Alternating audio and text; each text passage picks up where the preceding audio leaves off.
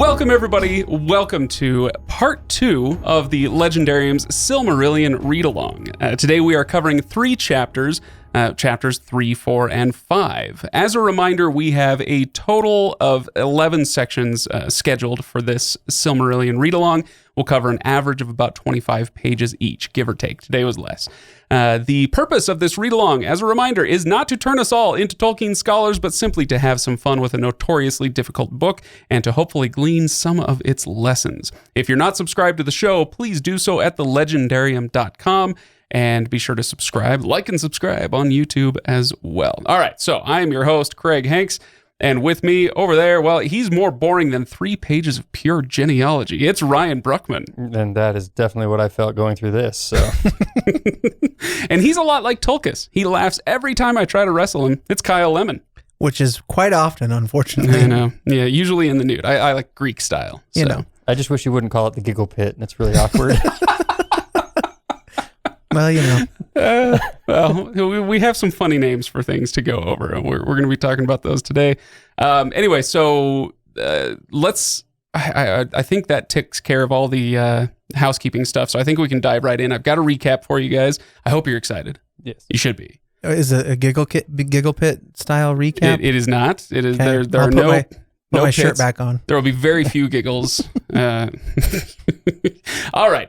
You know the constellation as Ursa Major, or the Big Dipper, but it's not a cup, or a plow, or a wagon, or even a bear. No, it's way more badass than all that. The elves, you see, are about to awaken, so Varda, goddess of the stars, hung a sickle above Melkor's realm as a warning to him not to muck about with things. Well, sadly, badass though it was, it did not work. The elves awake under the stars. There's no sun or moon yet at this point in the world, and they spend long ages by Lake Cuivienen, far in the east. Before the Valar can find them, Melkor does. He kidnaps many of the elves and takes them to his dungeons to be tortured, twisted, and mutilated into orcs. Yikes. But then Orome finds them and calls them to Valinor, the blessed realm of the gods. Many choose to come with him, and others are too afraid to go. So now there are 2 types of elves, and then 2 becomes 4, and so on, and so on. And now there are so many groups of elves that we need a family tree in the back of the book just to keep track of them all. Which, by the way, you should do, because I'm not going to do it for you here. Now, some of them make it to the Blessed Realm. Others stay behind, and one of the elves marries a demigoddess. And now we're all set up for the story of the Silmarils to really get started in the next section. All right, so that's roughly what we read. It was a lot of begats. Yeah, a lot of begats. For any Old Testament fans out there, this should feel pretty familiar in that way, right? Mm-hmm. So let's start, you guys, with a listener comment. This one comes from Lady Sweden, who says, I finished my Silmarillion reading for this week, and while I can appreciate this section, it's less captivating than the last one. Wow. Agreed. Yes. So, yeah, I wanted to kick it over to you guys and say, all right, what'd you think of it? I mean, admittedly, the whole Silmarillion is a little bit of author's notes on the world, but this one especially had that feel, because it is 3 chapters of, 3 chapters-ish of setup to establish the lineage of specific things happening. Right. And I was like, not knowing what that payoff is, not knowing, okay, so which of these elves are going to become this one, other than finally getting to the one where it's like, and the sister Galadriel, there's one. I know that one. I know her. That one, I got She that. voiceovers a few things, right? It's about time Cate Blanchett came into the Silmarillion. Thanks, Kate. Unfortunately, she does not narrate the new trailer for the Lord of the Rings show.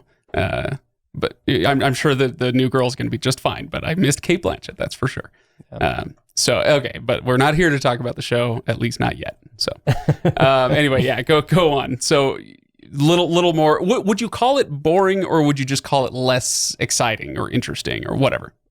It's okay to call it boring. You're not going to offend me. Nobody's going to offend me here. And they're still scared to do it. No, well, here's the thing. I don't want to be thrown into the giggle pit, okay? It is not, I would not say as a whole that 100% of this is boring. It's not. There's the really short second chapter. Thingol and Melian. Thingol and Melian. That was really enjoyable short story piece. But a lot of the initial just breaking up, that the elves were now going to be following their own their own little groups and everything here. That was boring. Yeah. That was straight up boring. But maybe the only reason it was boring is because I didn't have any point of reference from which to go from other than to say, this is where they came from. Mm-hmm. And now they're all going to do this. And I can't tell, some of them leave entirely. Some of them left Middle Earth entirely and went to the West or something. And others, this is where I would kind of get stuck. Yeah. And I think this chapter is where most people feel like the entire Silmarillion is this, and that's not true. Right. It feels like the Tolkien version of like what we've called in the past Captain Exposition, where you get a character or the narrator that comes in and just has to just lay on you just an information dump. And that's exactly what this is just here's tons of information that you're going to need to know what the hell's going to happen later, or why it happened, or what the motivations are. But the information itself feels like something that would be more interesting on like a third or fourth time through, when you're a lot more familiar with what you're doing, rather than the straight through narrative of like, okay, this is, it's what we talked about last time. There's sometimes plot, but there's not exactly plot that moves you through the story. This is just like, here's a giant chunk of info. Well, yeah. And one of the things is that I feel like the weight of, we spend a ton of time with the separating of the elves, but there is this really cool sequence, or this really cool sub-story in here about, oh, by the way, one of the Valar, I believe, they chain Melkor. They finally, they kind of take him and they capture him. They give him a named chain, which I don't remember what the name is. Amazing, yeah. Yeah, there's a named chain that holds him, and they bind him away for this time so that he can no longer affect things, which I know, looking at chapter titles, we're going to be dealing with it in the next chapter, right? That coming off. But it was like, oh, cool, the bad guy got taken care of. All right. I guess we're done. We need him out of the way so that we can have the elves grow over here a little bit. So, all right. So let's dig into this. I'm not going to offer a defense of this section, so to speak, other than to say this is the type of thing, just like I think Kyle was just saying, that is much more interesting on a read through. Once you have context. Oh, okay. So now I have context for what it means when he says that the Teleri stayed behind and were sundered into 3 different groups, just by themselves. Like, I have context for that. So you can go to the back of the book, and I mentioned the family tree. There's a family tree for the houses of the elves, and then there's also something very much like a family tree for all these elven groups. So one of them has like names of individual people, and then there's one that keeps track of, all right, so they all descended from this people, and all right, now you have the Vanyar, you have the Noldor, and you have the Teleri, and then there are these subgroups within those, and then some of those have subgroups, and like, that's all helpful, but it's not helpful on your first time through. That little family tree, informative though it may be, you're not going to care about it.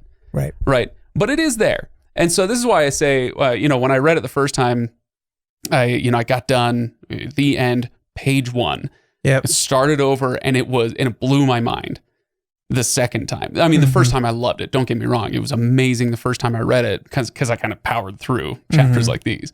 But the second time I read it, it was like, oh, okay, finally, connections and all that stuff. So yeah, if anybody listening is reading for the first time, don't despair. I want to say there are 2 chapters like this one. So chapter 5 is a lot of just straight names, just a pouring out of names on top of you. And then there's one more that's geography, where Tolkien wrote out in prose form the geography that we're dealing with. And essentially, I mean, there is info that you're being given. It's not entirely just that, but that sure is what it feels like, especially the first time. It's like, and this land was next to this one, which is where this event took place, and you're like, I have no idea what event you're talking about. And then he decided, maybe I'll just draw a map. But yeah, exactly. So I want a Rob Paulson musical version with Yakko going through all of the lands of Middle Earth. It'll be a lot easier for me to remember at that point. So, and one of the things, again, on a reread that becomes more apparent is how many connections are in this section to the other books that people have read. So The Hobbit and Lord of the Rings. Mm-hmm. There are a lot of connections. I just took down 4 of them, but I know there's more, but just some of the more obvious ones. So we get the origin of the elves of Mirkwood and Lothlorien. And for anybody, again, we're not trying to turn anybody into scholars. So I'm not even going to bother with, all right, these people are named this, and it doesn't matter. Of the group that kind of lagged behind, there were 3 groups, and the third one kind of lagged behind while the other 2 groups of elves made it to the Blessed Realm. And of that third group that lagged behind a little bit, some of them split off around the Misty Mountains. So now we've seen the Misty Mountains. That's all over The Hobbit and Lord of the Rings. The River Anduin is the river that they're canoeing down in the Fellowship of the Ring. And so those groups populated those forests. And so now we have the elves of Greenwood at the time, I suppose, and what would become Lothlorien later. So those elves are there. Eventually, people like Thranduil, people like Galadriel, they would come and be their lords for whatever reason. I guess, yeah, sure, yeah, you can be a lord, sure, yeah, whatever. But the general populace of those forests was like, so you get little connections like that. Oh, okay, so that's where they actually came from. They've been there a long ass time, so long. Thousands of years doesn't begin to cover the amount of time those elves have lived in those woods. Ages. Yeah. So there's that one. We get the origin story of Círdan the Shipwright. He crafted the boats that were taking the elves across the sea at the end of Lord of the Rings. The one that takes Frodo across the sea. It's had a thing for swans. Is that right? Well, they all have a thing for swans. That's a different moment, but yes, they all have a thing for swans. Elves and swans. I just remember that's a thing now. Yep. We get the origin story of the White Tree of Gondor. So if you've watched the movies, you're familiar with this. I think when Pippin looks in the Palantir, he sees a vision of the Tree of Gondor burning. In the book, the tree is dead or dying, and Aragorn has to go find a seedling of the tree and replant it and all that stuff. That tree, okay, all right, are you guys ready for this? I hope you're excited. That tree is descended from Nimloth, which is a white tree in Numenor, which we'll get to. Aragorn's ancestors on the island of Numenor. The tall people. The tall people, that's correct, yes. Good, Ryan. Thank you. I'm just glad that you're here with me. I'm the same. Yeah, the tall people. So everything is descended. Everything has a lineage, right? So that tree was descended from Nimloth, which is a tree in Numenor, which was descended from Celeborn, also the name of Galadriel's husband, but was the name of the tree in Tol Eressëa that eventually begat the tree in Numenor, which was itself an image of Telperion, the silver magic light tree of the elves. Their day and night separation. Right. Got it. So anyway. It's the great, great grand tree of that tree. Something like that. Okay. So, yeah. And then, I mean. No, I'm just thinking Grandmother Willow from Pocahontas. Anyways. Okay. So, and you guys already mentioned we met Galadriel. Mm-hmm. And I really like her description. It was like something like the light of the sun was caught in her hair. Yeah. It was a nice description for her. I don't have it pulled up at the moment. Yeah, her hair was lit with gold as though it had caught in a mesh the radiance of Laurelin, the golden tree. So, yeah, that was nice. Which is why Gimli asks for 3 strands or 1 strand of her hair, whatever. She gave me 3. Mm-hmm. Yeah, I love that moment. So, all right. Anyway, point being, yeah, once you unlock this story, you get to make connections like that. And it does make it far more interesting than it is the first time through. I want to rewind for just a second, or zoom out for just a second, because this is the first appearance of the children of Ilúvatar, right? The elves are the first appearance of the children of Ilúvatar. Debatably, we could talk about the dwarves in that previous chapter, but yes. This is the prophesied coming of them, and I just want to make sure I'm getting this right. So the Valar didn't actually know that the elves showed up for a while. Is that right? Right. So they were on the hunt. You had Orome, yep. and he's the one looking for them, supposedly, but they hadn't found them yet. But Melkor finds them first and starts to twist them into orcs. Right. So So the Valar say they're in council together, and one of them says, "We only got a glimpse during the music that we were all singing back in the Ainulindale, and so we don't know when or where the elves are going to show up. But this is it. We're really close. Sometime in this age, it's going to happen." And so they go out on the hunt. But the elves awoke near, at least according to legend, according to the legend within the legend, they awoke near Lake Cuiviénen, which is in Middle-earth, in the eastern, far east of Middle-earth, and so they're much closer to Melkor. And then so he's able to find them. So it's not like he's kidnapping everybody in droves, but he does capture a bunch. So do I understand correctly? You got it. He created the Mountains of Mist to kind of hide them? Or keep the Valar from finding them? Yeah, Is that right? And now we've got like an evil breeder climbing in your forests and snatching your people up, trying to orc them. So hide your Iluvatar, hide your kids, hide your ant wives. They're orcing everybody out here? I don't know. Oh, jeez. I don't even know what to do with that. Hey, for anybody who's not familiar with decade-old memes. Sorry. That was beautiful, Kyle.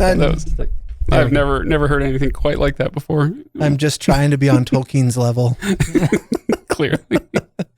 All right. So, Ryan, any other thoughts on this particular section, or anything else you want to bring up before we move on to other stuff? I mean, nothing helpful. My mind is currently imagining the elves like remember the little capsules you could drop in water and then they would turn into like dinosaurs out of sponges and things like that. Like that's currently what I feel like the elves were, is they just dropped the tablets in and waited for them to pop out and crawl out. And those, anyway, like I said, not helpful, but good content. So.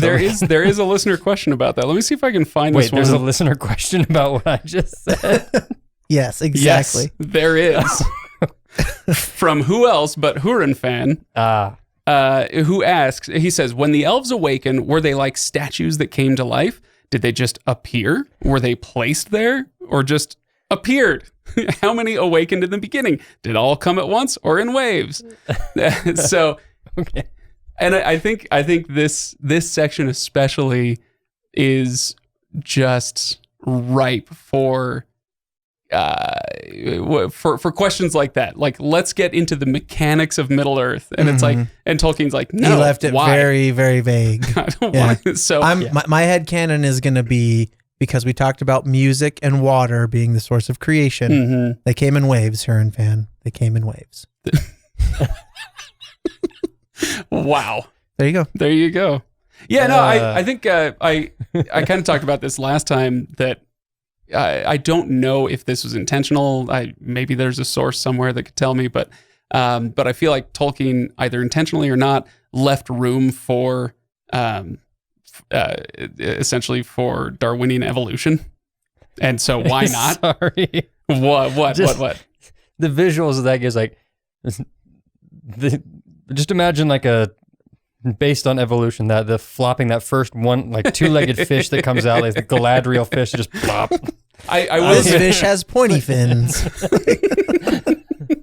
I will admit it doesn't work quite as well with the elves, because it's like, and then they're suddenly immortal, or because it kind of defies the laws of evolution. I like to think As soon they as this probably trout just is hot, it won't die. They probably just appeared in the same way that the Valar just appeared. Could be. There you go. Yeah. I don't know.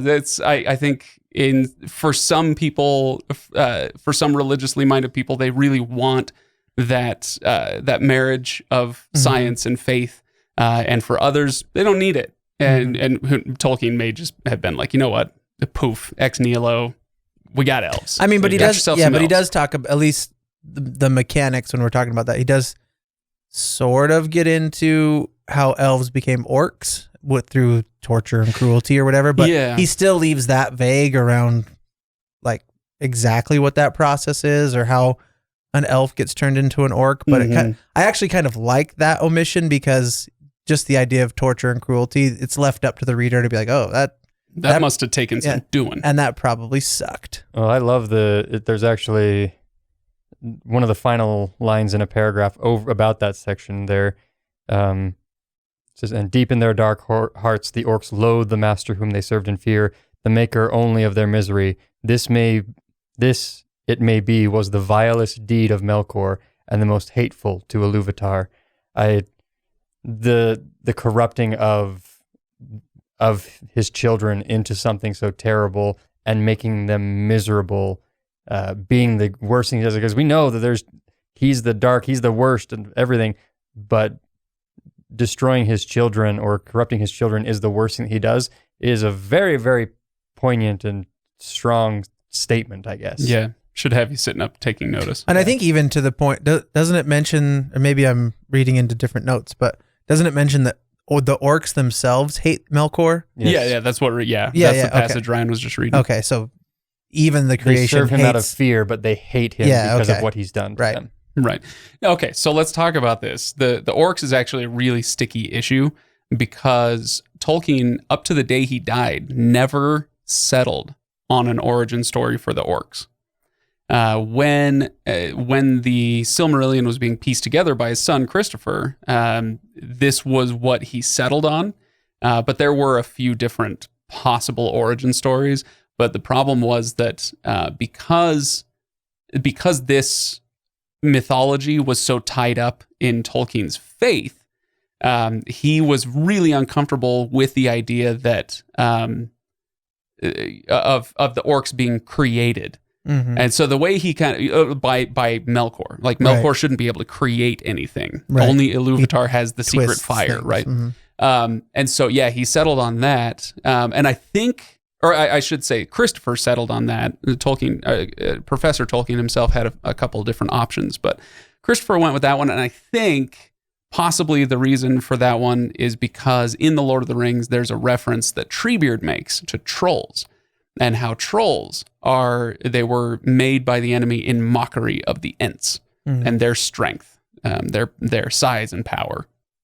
And so it would make some sense then in the Silmarillion for the orcs to have a similar origin story, right? So that's my best guess. If I ever read anything about it, specifically in the history of Middle-earth, then I've forgotten the answer now, but there you go. I have a question, and I really do want to maintain this in a not 12-year-old boy discussion here. Boy. Yeah, I think I know where you're going. Go for it. One of the lines in here, things that as he creates the orcs, he does that. One of the things about them is that they are able to. Let me see if I can find the quote here. For the orcs had life and multiplied after the manner of the children of Iluvatar, and not that had life of its own, nor semblance of life could ever Melkor make since his rebellion. So he couldn't make something new. This had to just, if we don't have an origin story, like in Peter Jackson's, the Uruk-hai kind of pop out of these bubbles out of the ground. Yeah. But so we don't have anything like, they just multiply the same way that elves do, however that is. Yes, sexually. Yes. Okay. Tolkien did confirm at one point the existence of female orcs. So, yeah, that is a thing. Okay. So, yeah, no, I mean, it's a perfectly good question. I don't think that's a 12-year-old question at all. It's like... It could very easily, knowing me, I could very easily have taken it. I wouldn't put it past you. Yes. No, it's... So, yeah, like I said, the orcs are a sticky issue, because he didn't want to give the enemy the power of creation. Mm-hmm. But then where did the orcs come from? And so we have some example with the dwarves of... of Aule creating the dwarves, and then Iluvatar is like, hey, nice try. I'll go ahead and breathe life into him. Congratulations. You didn't make life, but you made vessels for life or something like that. And so now you get into this sticky area of like, so Iluvatar let him bastardize his children into this hateful race of evil orcs. It creates this mess.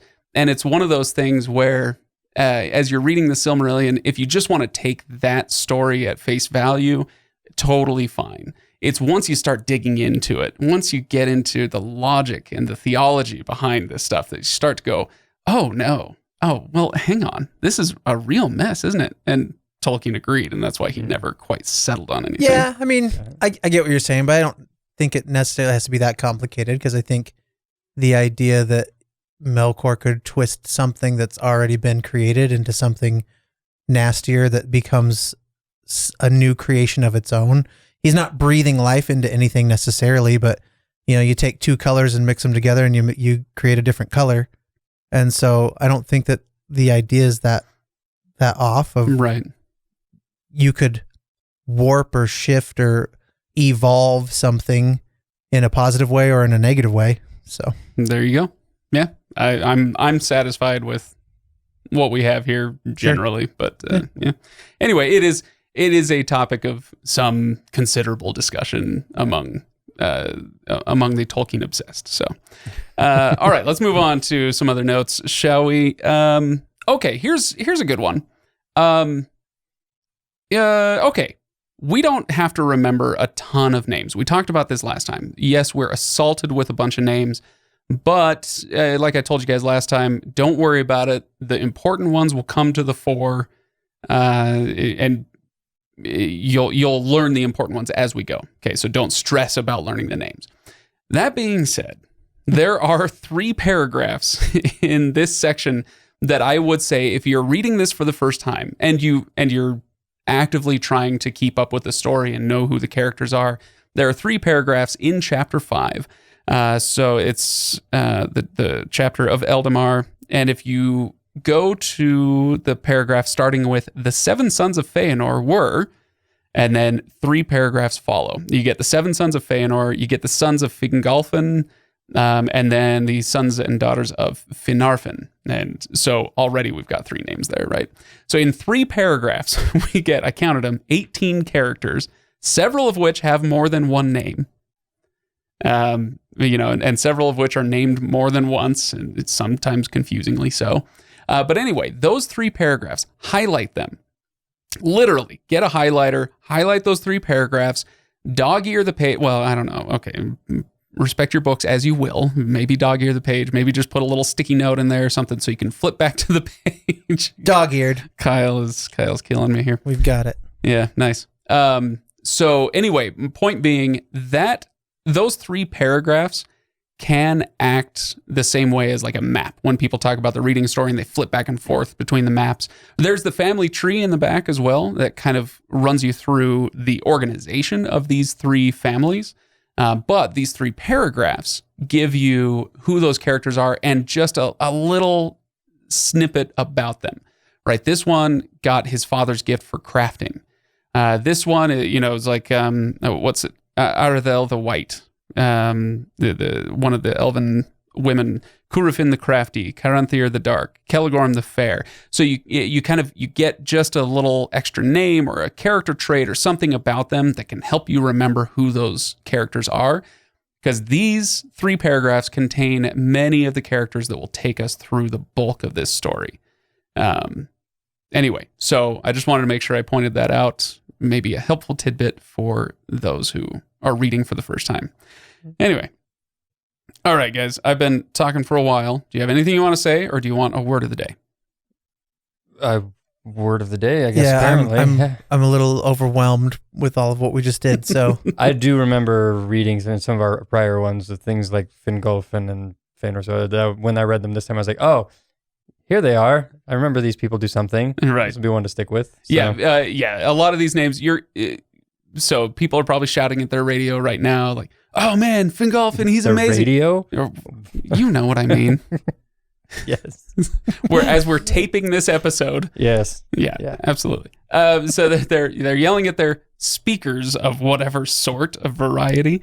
Fingolfin, you got to remember. Oh, he has he's the most badass fight scene ever. Oh. So, like, yes, they will come up and you will cheer for some of these people, and you will hate a lot of these people too. So,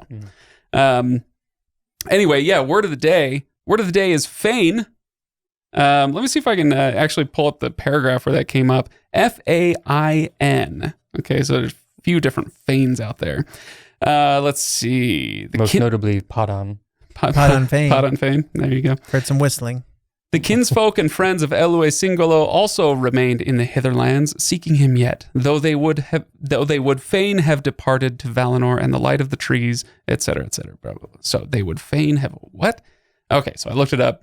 Fain simply means pleased or willing under the circumstances, or in this case, because it's an adverb, with pleasure or gladly. So there you go. If you want a new, like, I wish I had word of the day toilet paper to like distribute to people with like Tolkien words that he uses, like fain. So yes, gladly. They would gladly have gone if whatever, blah, blah, blah. I feel like that we had this conversation. I don't remember if it was in the last episode or one, but I did have a word question. So I'm just going to throw it out there and let you run with it. Okay. In chapter 5, we're talking about Elwë awakes.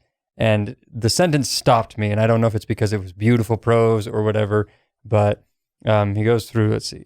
His people gathered about him in joy, and they were amazed, for fair and noble as he had been, now he appeared as it were a lord of the Maiar, his hair as grey silver, tallest of all the children of Ilúvatar, and a high doom was before him. That last sentence, and I went, a high doom. I don't know how to process that statement exactly. I know we've talked about the word doom before. Usually it's just kind of like if I pulled up the definition, everything, this curse or a fated end or something like that, and I didn't really know how to translate that final sentence. Like, yeah, I would take that word and literally just make it synonymous with fate. Okay. That's it. So fate, this actually goes back to one of the videos, like and subscribe, a video on the channel where I talked about prose style of several different fantasy authors. And one of the things I looked at, the major thing I looked at was Germanic versus Latinate words. And Tolkien, being who he was, heavily favored Germanic words. He liked the original Old English whenever it made sense. And so doom and fate, there are probably some little differences between them, but you can treat them synonymously, and he was just using the Old English word rather than its Latinate counterpart, fate.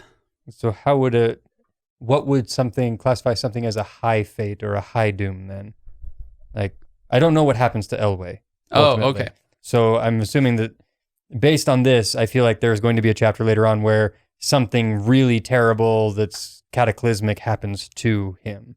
I think that's a perfectly reasonable interpretation. Yeah, it goes. I had my mind thinking is it in Harry Potter when he talks about great wizards and terrible but great. And so I'm thinking high doom could just be like there's a great fate or a great destiny for this person, but that doesn't necessarily mean it's good. It means something is. You will have a large of large consequence. There you go. There you go. I like it. Consequential fate. High doom. Big area of effect. Okay. There you go. Yeah, no, I think that's a great question. All right. So I've got another note for you guys. There's a paragraph that I want to read in chapter 3. So this is the coming of the elves. The elves are not there yet. And let me pull up this paragraph. Then again, the Valar were gathered in council, and they were divided in debate. For some, and of those Ulmo was the chief, held that the Quendi, the elves, should be left free to walk as they would in Middle-earth, and with their gifts of skill to order all the lands and heal their hurts. But the most part feared for the Quendi in the dangerous world amid the deceits of the starlit dusk, and they were filled moreover with the love of the beauty of the elves, and desired their fellowship. At the last, therefore, the Valar summoned the Quendi to Valinor, there to be gathered at the knees of the powers in the light of the trees forever. And Mandos broke his silence, saying, "So it is doomed." There you go, Ryan. So it is doomed. From this summons came many woes that afterwards befell. So, anyway, so then we go on, the elves awaken, and we have the first sundering of the elves. And as we read that section, it's tempting, and I'm not sure it's altogether wrong. It's tempting to think that Tolkien is saying that, the good, the noble elves came to Valinor. They heeded the summons, and they left. They went across the sea. They went to the Blessed Realm. And the ones that stay behind, they're whatever. We don't. They're out of history. We don't care about them. They're lesser elves, right? Orthodox and Protestants. Sure, yeah. Anyway, I've always read it that way, and I'd never quite caught this section where Ulmo was saying, freedom, baby, yeah. It was Austin Powers, right? But Ulmo is like, no, they should be free to live life as they figure it out. We shouldn't be ordering their lives for them. They're creatures of free will, right? Well, kind of, right? We talked about that in the last episode. But anyway, I thought it was interesting because now we have Tolkien giving a little counter argument and saying it might not have been for the best that all this went down. It's, I don't know, he kind of leaves it not so cut and dried as like, okay, these elves are good and those elves are bad. Or not bad, but lesser. Mm-hmm. It's just I don't know. This is probably more interesting to rereaders, but I found it interesting on this read through. So I found it interesting that there were multiple groups of elves, and there were some, like, just from what I'm familiar with, which is simply the Hobbit and the Lord of the Rings story, and the elves that I'm familiar with, that there were multiple groups of elves that we don't even come across or know about because they've already sailed on or they're already somewhere else. And so it was interesting to know the scope of it. But to your point around, like, okay, what does this mean for the broader story that I'm trying to wrap my mind around right now? It's this particular group. And so you mentioned it a little bit earlier, but there's three groups of them or four groups of them initially. There's like the three, like, elder, like there's Ingwe, there's Finwë, and there's Elwë. And Elwë is the group of elves that sticks around. Okay, so all right, let's clarify this a little bit. No way. That was the fourth. Yeah. Actually, that's not a bad way to think about it. I've never thought about it that way before, but I don't hate it. No way are the orcs that used to be elves. So when Orome shows up, so there, first of all, you have to keep in mind they've probably been awake for hundreds or thousands of years already at Lake Cuiviénen, and we have no way of knowing. Maybe it was 3 days, probably not, but it's been a long time. And in that time, they've got their little enclave. They've got it's not a stronghold as far as I know. They're kind of clustered together at Lake Cuiviénen, and Melkor and his other Maiar and the whatever beasts he's not created, I guess, but whatever. Twisted. Yeah, Melkor and his ilk have been harassing these elves for a long, long time. And so they're terrified. And they also live in a world of starlight at best, right? There's no moon, there's no sun. So it's pretty dark. You can imagine it would be a little bit lighter and brighter around the water. It's reflecting some of that starlight. Okay, so now we got some light. The woods, effing terrifying, right? So this is what they're conditioned by. And then Orome shows up and he's like, hey, by the way, I'm a god. Come with me. You can live in our land with light and hope and plenty and laughter and all that stuff. And some of them are like, sweet, let's do it. Okay, so we've got that group. And then there's the no way elves. You can think of it that way. They're like, no way. That's just not happening. I'm not going with you anywhere. You want me to go through those woods? Forget about it. And so they don't. They stay behind, or they go to other places, whatever. They won't go with Orome. Okay, so now we've got that's our first Sundering. But of the group that went, that's where you get the 3 houses that you named. Mm-hmm. And then, so then we get subdivisions within that. And it would help you actually right now, if you went to the back of your book and looked at that family tree, then you'll see that then we get divisions like with the Teleri. They're the 3rd group, the ones that lagged behind the most. And they, as they're going, they keep having groups of them split off and stay further behind. So did you find it? Am I looking for a literal tree? A family. Look for a family tree. Yeah. Index of names. Yeah. Keep going. There you go. It is. So anyway, there you go. Yeah, it's holding it up for you. I was looking for it in my digital copy. I was like, I can't find it. It should be in there somewhere. Maybe not. We can share. So anyway, point being, there you can see there it is. those three houses are all of the elves that went with Orome to the Blessed Realm. So you can see that there's a division between light and dark elves, and there's even gray elves, and that has nothing to do with skin tone. It just has to do with which elves agreed to go to the light of Valinor and which ones stayed behind in the darkness of Middle-earth at that time. Okay. I also want to point out for listeners who are as overwhelmed as I am with all the names, this is only some of the names. That is according accurate. to the notes. That is true. So count yourself blessed that Tolkien didn't include all of the names. It's a whole thing. No, but it's the kind of thing. This is much like the character names. Mm-hmm. This is the kind of thing where it's like, you know what, just let the story carry you along for a while, and then if you are interested enough in the general broad strokes of what's going on in Middle-earth at this time, then go back and do a reread, and it will unfurl for you. It will make so much more sense on a reread. Guaranteed. Do we have? Sorry, just because I'm now stuck inside this tree. Let down your hair. Oh wait.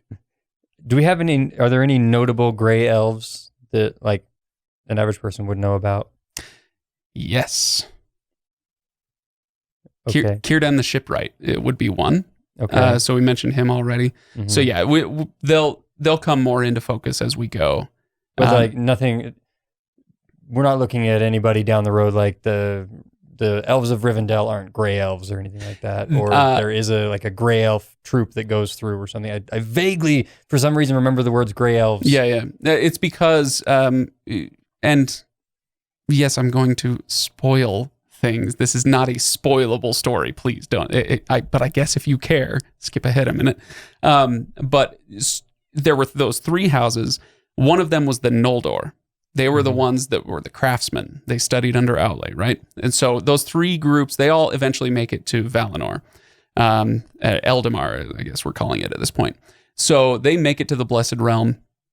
Eventually the Noldor, much of the Noldor are going to leave. And they're going to go back to Middle-earth. They're going to renounce the Blessed Realm because they're on a quest for vengeance. And we'll get there in a moment. The bulk of the Silmarillion proper will tell us about three major groups. The Noldor, some of the humans who make it into their region, and the Grey Elves. They're the ones who went, they agreed to go with Orome, and they got most of the way and then didn't cross the sea to go to Valinor. So they kind of stayed behind. They still agreed to go to the light, but they just didn't quite make it all the way. Okay. So those gray elves are going to kind of be intermingled in the story with these Noldor characters as we go. So yeah, you'll see the term a lot. There will be some significant gray elves. And I think that's all we need to know right now. Okay. Yeah. Okay. Oof. You know what I'm excited for? Whenever I edit these episodes, I zoom out and I can see how much each person talked as a percentage of the episode. And I'm going to be ashamed of myself for how much I talk in this episode, but I've got more for you. Okay. Yeah. I've got two more things to go through, and then we'll do a couple listener comments, or we may do another Patreon exclusive. We'll see what our time is looking like at the end of this. But here's a Professor Craig segment for you. Let's talk pronunciation and Elvish names and the spelling and all this, because it's kind of a cliche in fantasy writing now that if you want to be fancy, if your language is going to be cool, you got to have accents over this and umlauts over that and all that stuff. Mm-hmm. So I'm not going to dive into all of that stuff, but a lot of people ask about the E's with the umlauts, right? You see a lot of these. What's going on here? Was it just to look cool? Like, I'm sure Tolkien didn't mind the the aesthetic. Like, hey, that looks pretty neat. I'm sure that didn't hurt. But no, they did serve a purpose. And if you go to the pronunciation guide in the back, the one in the Silmarillion is actually not as extensive as the one in the Lord of the Rings. So if you have a copy of the Lord of the Rings, you can pull up your pronunciation guide in there, and it's a little better. But he does talk about the E's. And basically, he did that to signal to you that this is a separate syllable. that E is actually supposed to be pronounced. And so that's where words like Elwe, that's not that confusing, right? There's not too many ways to pronounce that. Although you do get in that pronunciation guide, I think in the Lord of the Rings, again, it's a little more specific. It's like, this is how that E is pronounced. It's not quite A, and it's not E. It's more of an Italian final E.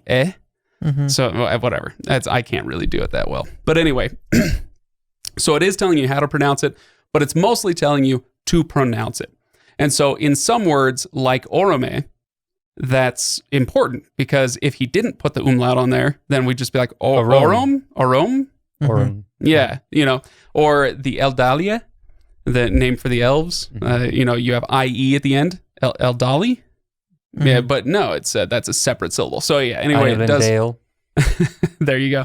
So yeah, the reason I bring this up is, there's a specific thing that I see a lot of people commenting on when I see them talking about the Silmarillion. Is what's up with all the extra accents? And some of them are just there to tell you where to place the accent. Some of them lengthen vowels, whatever.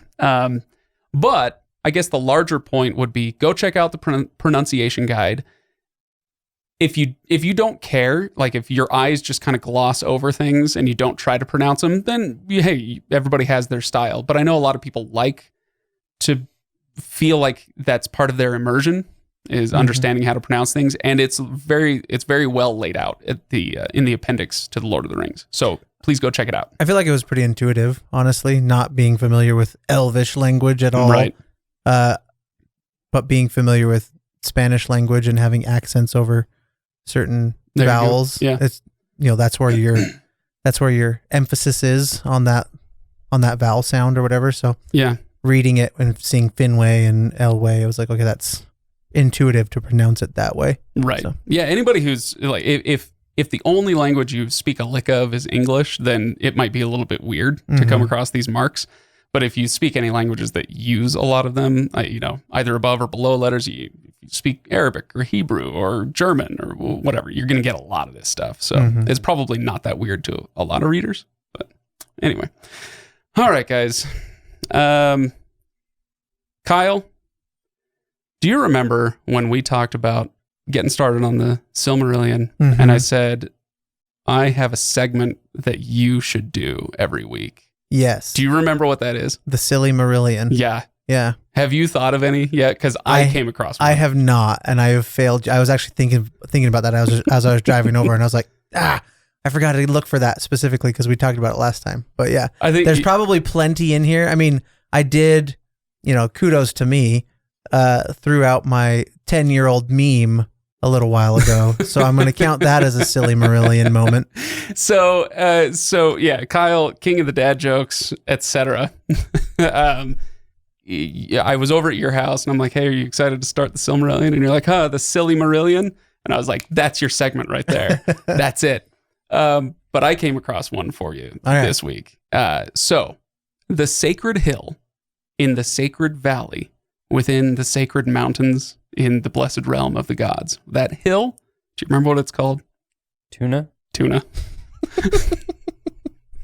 I read these out loud, and it was very difficult for me to go through that and not just immediately stop and have problems. Like, seriously, Tolkien? Tuna. Sacred. 3 sacreds and a blessed is this tuna. Anyway, so yeah, I think sometimes about tuna on toast, right? And so whenever I need to remember the name of the city of the Vanyar and the Noldor in the Blessed Realm, it's Tyrion on tuna. Tyrion Lannister living on tuna. There you go. I always think of you can't tune a piano, but you can tune a fish or something like that. There you go. I just don't like tuna, so we're good. Yeah. And now, this is a little insight into where my brain goes with this crap, that I'm like, tuna is very much consumed now. How much did they eat tuna at the time? Like, it's high in omega-3s. Did Tolkien, did it ever occur to him, I'm naming my sacred hill Tuna? Oh, well. As long as I put a couple dots over it, we'll be fine. It's Tuna, okay? Wingardium Levituna. Leviosa. So anyway, there's your silly-marillion. There you go. I'll look for one for next time. I have failed you as a host, you, Ryan, as a co-host, and you, dear listener, as whatever you are. A listener.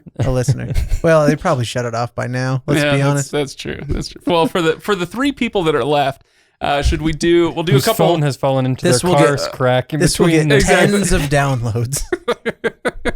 So we should do a couple listener questions and comments. I have quite a few.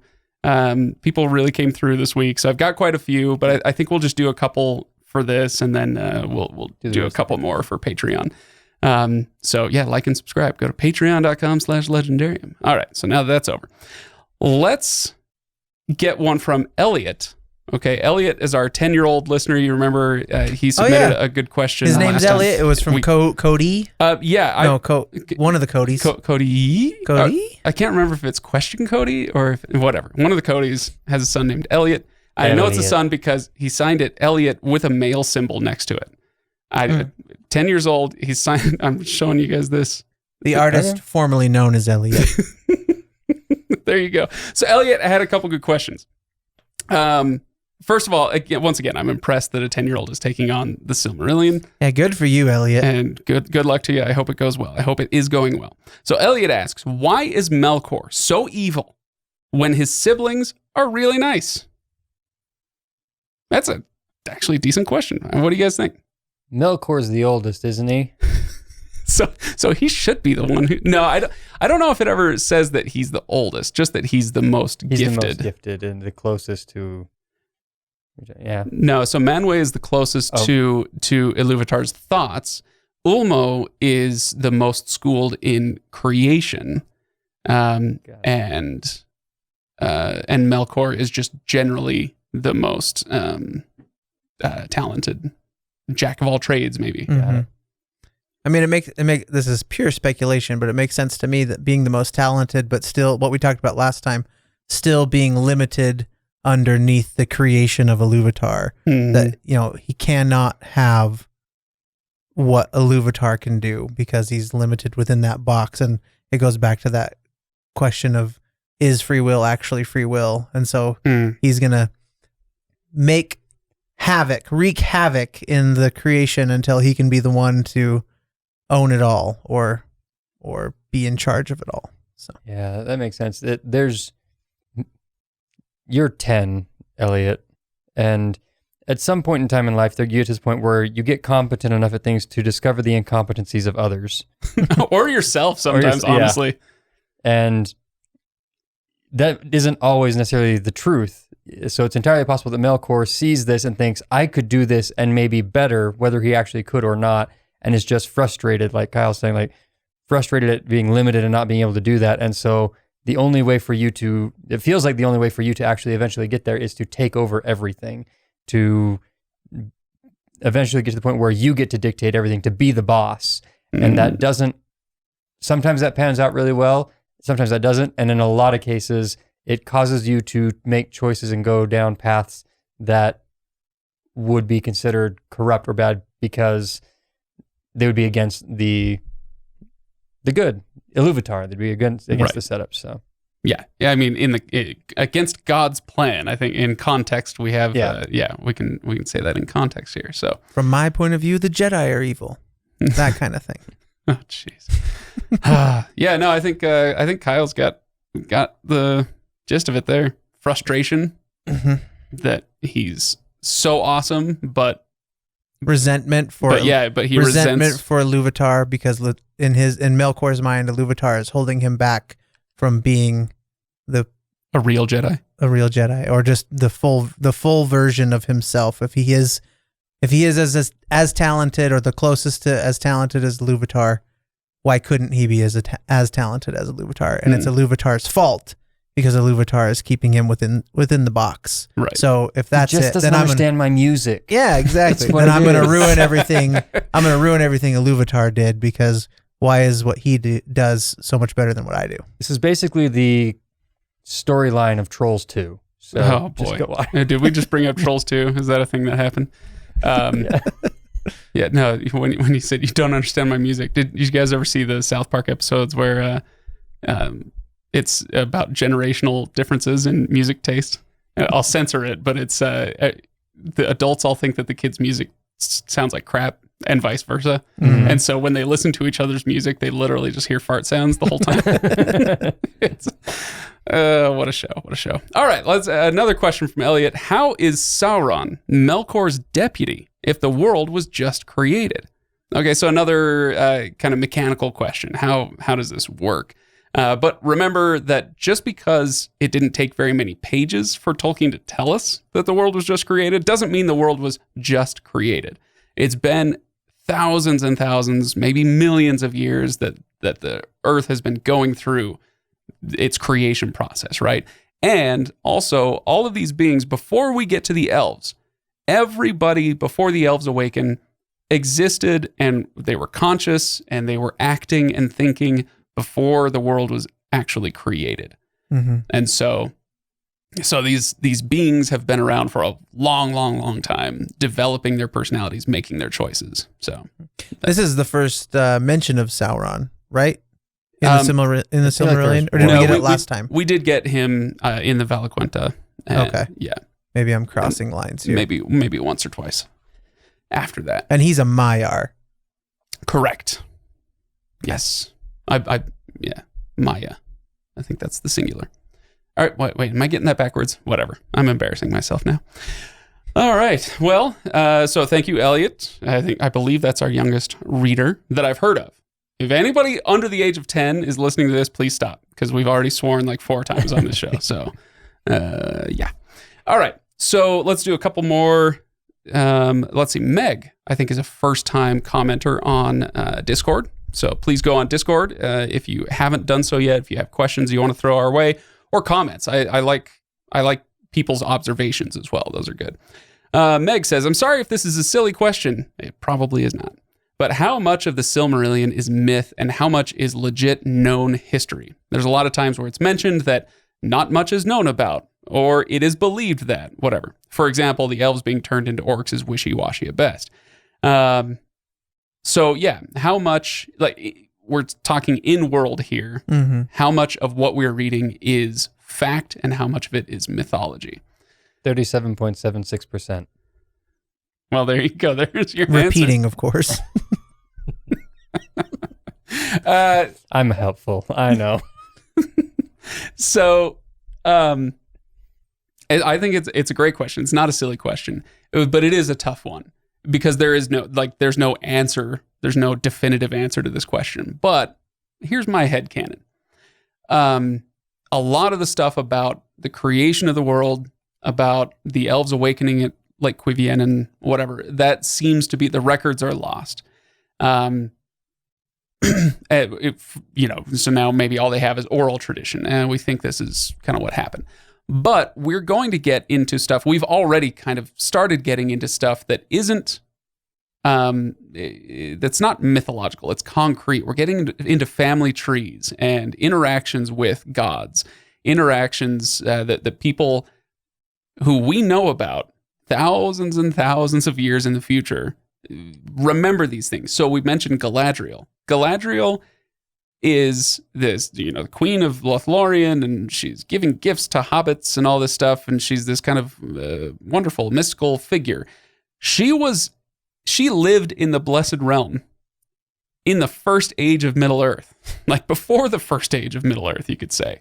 Anyway, so you have things like that, or like Elrond can tell you the story of his father, who we'll get there later, but his father eventually gets a Silmaril and sails to the Blessed Realm and gets put in the sky as a bright star, right? Like that's his dad. Hey, Dad. Yeah, exactly. So there are things that seem really like, oh my gosh, that's so allegorical or mythological or whatever. But no, that is a concrete thing that happened, and they have record of this. It's the beauty of Immortals. You get the first-hand account even that much later. Right. So anyway, and that's honestly that story of the Silmaril being placed in the sky. That's probably a bad example because nobody ever saw him again. So they're guessing at what happened to him. But you get my gist. Yeah. I also really like the idea of any recorded history is still told by the narrator of that record.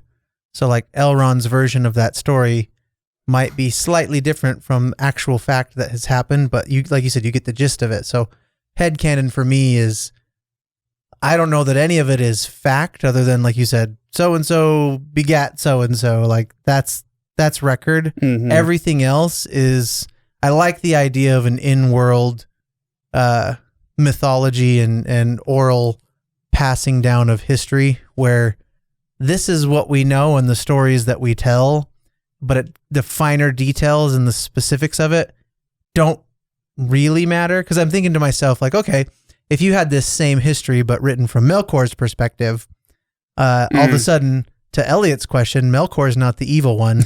Everybody else is. Right. You know what I mean? And so I think a large chunk of it can be taken as this is an approximation of truth, and there's some core foundational things that are the same. According to a certain point of view. Yeah, right, I mean, Ryan? according to the writer of the record. So, right. And that's very true to life. Yeah, I love it. I think that's a great point.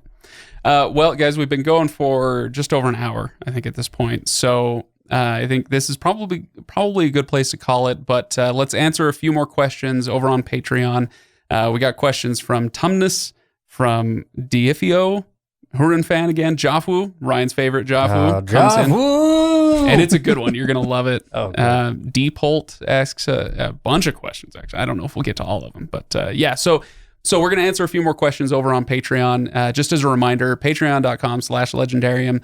We don't ask much. Our Patreon is set up per episode, and you can donate as little as $1 per episode. So it's not a huge commitment, and you get access to these extras, some that Ryan and I have done movie watch-alongs, including Titanic most recently.